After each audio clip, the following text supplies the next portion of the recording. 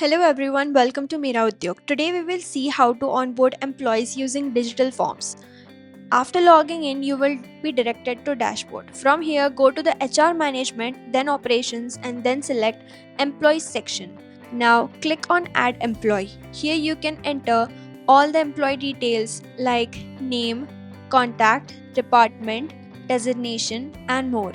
Make sure to select an onboarding form which will be sent to the employees for digital submission. Once done, click on the Create Employee. You can also choose to skip onboarding and create the employees directly. Next, go to the Onboarding Submissions tab.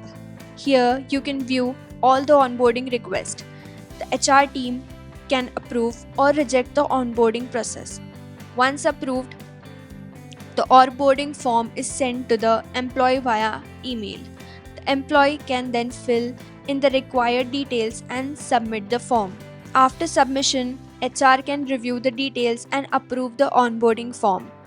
You can also view, edit, and manage employee onboarding details anytime from this action.